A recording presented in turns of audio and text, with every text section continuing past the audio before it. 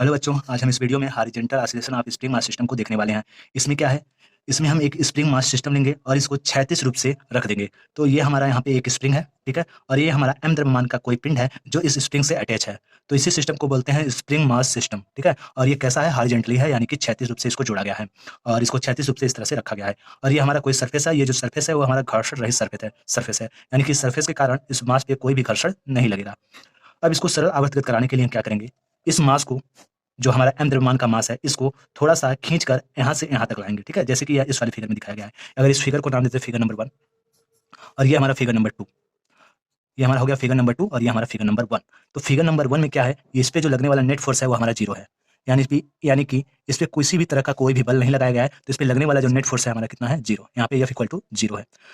अब क्या किया गया है, स्प्रिंग को मास को यहाँ से पकड़कर थोड़ा-सा विस्थापित कराया गया है। यानी इसको जब हम यहाँ से लाकर दूसरे वाले कंडीशन में देखेंगे, जब विस्थापित कराएँगे तो स्प्रिंग में थोड़ा-सा तनाव आएगा, ठीक है? स्प्रिंग थोड़ा-सा तन जाएगा और मास हमारा थोड़ा-सा यहाँ पे विस्थापित हो जाएगा। अगर हम इस वाले को मान लें x इक्वल टू 0, यानी कि ये इसकी मूल अवस्था है, जब इसमें विस्थापन 0 है, और यहाँ पर अगर हम इसको x विस्थापन करा दें, तो ये वाला पॉइंट हमारा आ जाएगा x इक्वल टू x, ठीक है? यहाँ पे 0 था इस वाले पॉइंट पे, और जब हम यहाँ से यहाँ तक विस्थापित कराएँ, यानी यहाँ से ये जो m द्रव्यमान का पिंड है, वो हमारा यहाँ पे आ गया, तब जाके जो हमारा विस्थापन होगा, वह होगा x इक्वल टू x, ठीक है? ये हमारा विस्थापन हो गया x इक्वल टू x।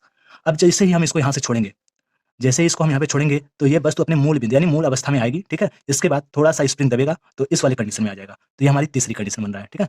ये हमारी तीसरी कंडीशन है। जब मास को जैसे ही यहाँ पे छोड़ेंगे, x विस्थापन करके मास को यहाँ पे लाकर इसको जैसे ही छोड़ेंगे, तैसे ही मास क्या होगा, आगे बढ़ेगा, अपने मूल बिंदु पर आएगा, ठीक है? इस वाली कंडीशन पे, जो पहला वाला है। उसके बाद स्प्रिंग थोड़ा-सा दबेगा और ये m द्रव्यमान का मास यहाँ पे चला जाएगा।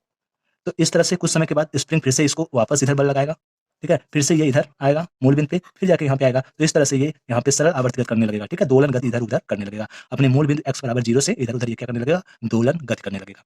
तो यही चीज़ हमको पढ़ना है कि इस दोलन गति का आवर्त काल क्या होगा, ठीक है? वो भी निकालेंगे और साथ में देखेंगे कि जो प्रत्यानयन बल है, प्रत्यानयन बल क्या होता है, किसी सरल आवर्त गति करते हुए किसी वस्तु को उसके मूल बिंदु पर लाने के लिए जो बल कार्य करता है, उसी बल को बोलते हैं प्रत्यानयन बल। तो यहाँ पे प्रत्यानयन बल भी निकालेंगे कि इस अवस्था में जो ये सिस्टम है, क्षैतिज रूप से स्प्रिंग और मास का जो सिस्टम है, उसको मूल अवस्था में लाने में प्रत्यानयन बल कौन-सा कार्य कर रहा है, ठीक है? वो भी देखेंगे, साथ में इसका आवर्तकाल भी निकालेंगे।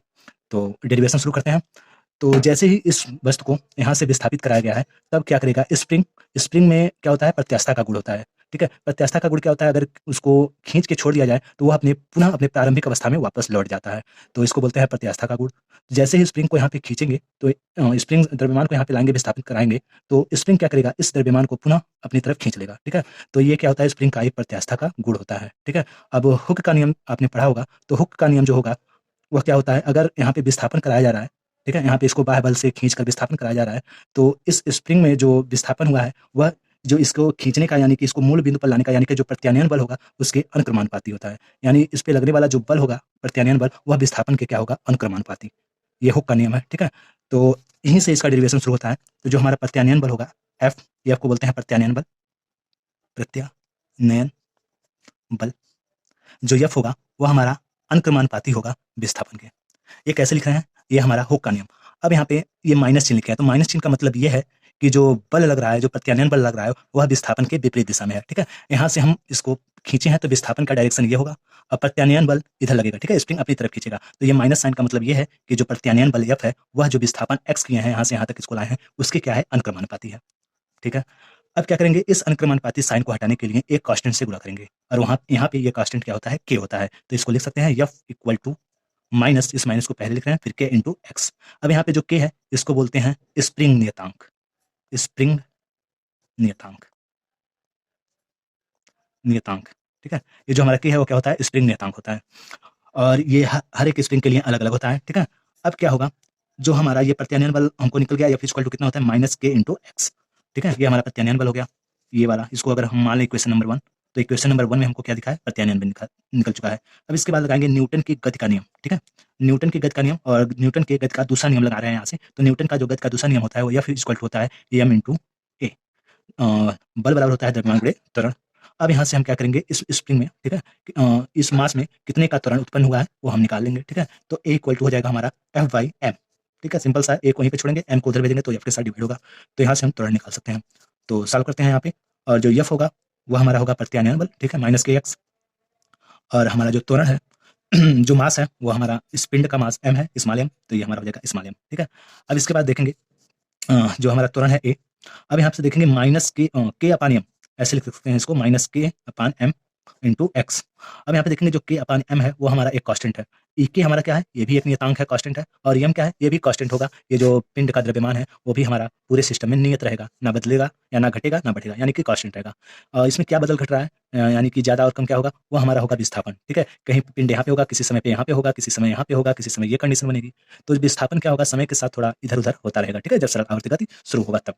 तो इसका मतलब जो यक्स है, यानी कि जो विस्थापन है, वो परिवर्तित है, हर एक टाइम पर चेंज हो रहा है, लेकिन के और यम चेंज नहीं होगा। इसका मतलब के और यम पूरे सिस्टम में, यानी कि पूरे कह सकते हैं दोलन में कांस्टेंट रहेगा। ठीक है, तो इसको जो हमारा त्वरण है ये किसके अनुक्रमानुपाती हो सकता है, तो ये हमारा यक्स यानी विस्थापन के अनुक्रमानुपाती होगा। तो लिख सकते हैं जो हमारा त्वरण है वह अनुक्रमानुपाती होता है विस्थापन के। अब यहाँ पे फिर से माइनस का साइन लगाया जा रहा है, तो इस माइनस साइन का मतलब क्या है कि जो हमारा त्वरण है वह विस्थापन के विपरीत दिशा में है। ठीक है, तो माइनस साइन से केवल डायरेक्शन का हम यहाँ से देखेंगे कि डायरेक्शन इससे क्या होता है, तो अगर माइनस साइन लग गया इसका मतलब विपरीत दिशा में है, तो जो त्वरण होगा वह विस्थापन के विपरीत दिशा में होगा।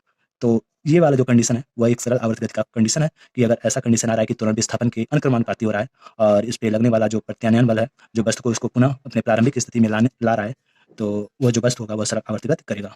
तो इस कंडीशन से हम कह सकते हैं कि जो ये पूरा सिस्टम है स्प्रिंग मास का, वह सरल आवर्त गति को करेगा या सरल दोलन करेगा। बात एक ही है। अब क्या करेंगे, अब इसका आवर्तकाल निकालते हैं हम। तो आवर्तकाल निकालने के लिए हम एक फार्मूला जानते हैं कि जो आवर्तकाल टी होता है वह होता है 2 पाई अंडर रूट ऊपर लिखते हैं विस्थापन, विस्थापन और अपान में त्वरण। ये होता है हमारा सरल आवर्तकाल का फार्मूला। ये पूरा अंडर रूट है, T equal to 2 pi under root, ऊपर रहेगा विस्थापन, नीचे होगा त्वरण। यही हमारा त्वरण निकल के आया है। ठीक है, अगर हम इसको इक्वेशन नंबर 2 मान लें तो अब टी इक्वल टू अब निकाल सकते हैं 2 पाई अंडर रूट। अब विस्थापन कितने का किया गया है, तो विस्थापन आप देख सकते हैं यहाँ पे विस्थापन कितने का किया गया है, यहाँ से लेकर यहाँ तक वस्तु गई है। ठीक है, यानी कि पहले ये इसका मूल स्थिति था, प्रारंभिक स्थिति, और जब इसको खींचकर यहाँ तक किया गया है तो विस्थापन हमारा कितने का हुआ था, एक्स का हुआ था। तो हमारा विस्थापन हो गया एक्स, विस्थापन हो गया एक्स अपान त्वरण। देखेंगे तो त्वरण हम निकाल चुके हैं यहाँ पे, इक्वेशन नंबर 2। ठीक है, ये हमारा त्वरण है। त्वरण कितना है, माइनस के अपान एम इंटू एक्स। तो यहाँ पे जब यहाँ पे रखेंगे आवर्तकाल के सूत्र में, तो यहाँ पे माइनस साइन नहीं लेंगे। क्यों नहीं लेंगे, क्योंकि जो टाइम होता है उसमें डायरेक्शन का कोई इंपॉर्टेंट रोल नहीं होता, तो केवल इसका पॉजिटिव लेंगे। ठीक है, तो के अपान एम इंटू एक्स। अब ये एक्स इस एक्स को कैंसिल करेगा, तो जो हमारा आवर्तकाल का सूत्र बन के आएगा वह T equal to 2 pi under root, ये एम ऊपर चला जाएगा, एम अपान के। तो ये हमारा स्प्रिंग मास सिस्टम का, अगर इसको हॉरिजॉन्टली रखा जाए तब जाके उसके आवर्तकाल का सूत्र आ गया। तो इसका जो आवर्तकाल है स्प्रिंग मास सिस्टम का, वह ग्रेविटी यानी गुरुत्वाकर्षण या कह सकते हैं गुरुत्वीय त्वरण जी पर निर्भर नहीं करता। ठीक है, जो इसका आवर्तकाल है वह किस पे निर्भर करेगा, तो मास पे, द्रव्यमान पे, यानी कितने द्रव्यमान का ये हमारा वस्तु है, और साथ ही स्प्रिंग नियतांक के पे निर्भर करेगा। ठीक है, अगर स्प्रिंग मास सिस्टम क्षैतिज रूप से रखा गया है तो उसका सरल आवर्तगत के लिए जो आवर्तकाल होगा वो हमारा आवर्तकाल का सूत्र यहाँ पे हो गया। तो यहीं पे इस वीडियो को खत्म करते हैं। आगे हम देखेंगे अगर स्प्रिंग मास सिस्टम को वर्टिकली रख दिया जाए, ऊर्ध्वाधर रख दिया जाए, तब क्या होता है। ठीक है, तो अगला वाला वीडियो यही होगा। अगर वीडियो आपको अच्छा लगा तो चैनल को सब्सक्राइब कीजिए। धन्यवाद, और इसी तरह का वीडियो आपको डेली मिलता रहेगा।